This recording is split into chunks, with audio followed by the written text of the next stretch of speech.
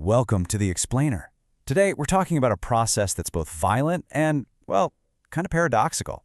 It's this constant whirlwind of building things up and tearing them down that has completely shaped the cities we all live in, and what it even means to be modern.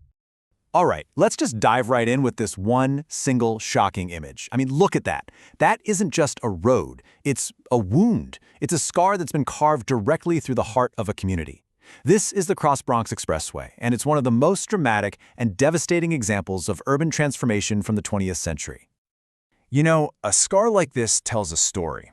It's a story about progress, sure, but it's also about a really profound loss. And to truly understand it, we need a specific word for what happened here, a word that was actually coined by a writer who grew up right in its shadow. He called it urbicide, the murder of a city. For Berman, building this expressway wasn't just demolition. It wasn't just knocking down a few buildings. No, it was a deliberate act that completely killed the social and psychological fabric of a place. It turned these vibrant neighborhoods, full of life, into ruins. And the human cost, well, it was absolutely staggering. Just this one project displaced around 60,000 working-class residents. Think about that. A dozen settled, established neighborhoods were just obliterated. And not by accident, but by design. All of it in the name of progress. So you have to ask, why? Why does this happen? Why would you build something new at such an insane, destructive cost? To get our heads around that, we need to zoom out from this one highway and look at the bigger, kind of contradictory idea that defines our entire modern world. Berman argued that this right here is the core experience of being modern. He called it a maelstrom, this constant whirlwind where everything is always changing. It promises all this adventure and growth and transformation, but that very promise is fueled by a relentless cycle of destruction and renewal. It's like Karl Marx famously wrote, "All that is solid melts into air."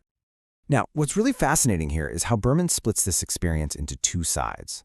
On one hand, you've got modernization. That's the physical stuff, the highways, the new tech, the big economic forces. But on the other hand, you have modernism, and that's all about us, our cultural, our artistic, our emotional response to living inside that never-ending change. And you know what? This whole process, it isn't new. Not at all.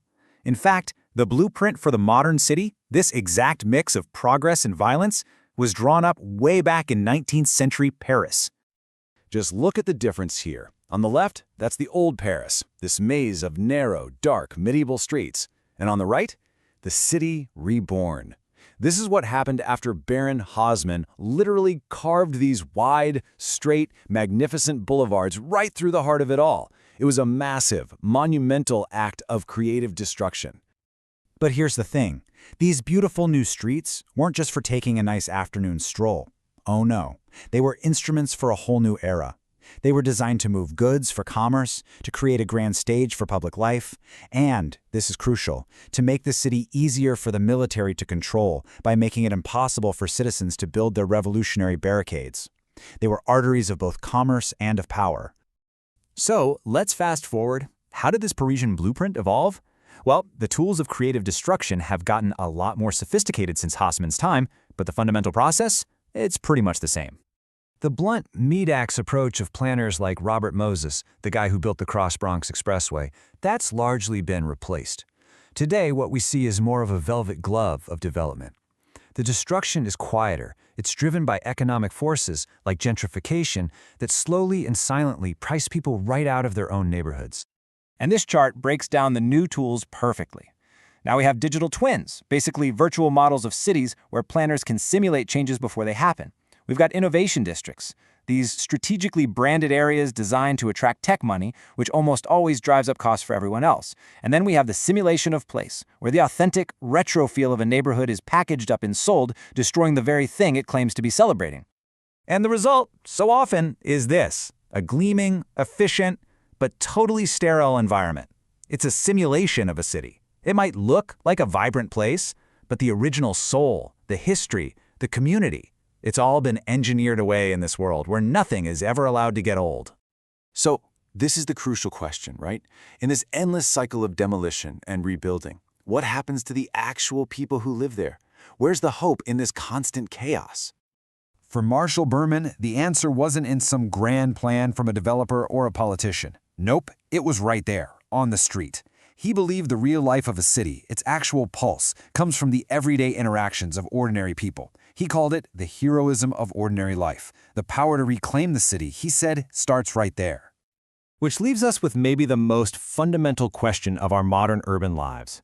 In this constant churn of creative destruction, we just have to ask, who gets to benefit from the creation, and who is forced to pay the price of the destruction?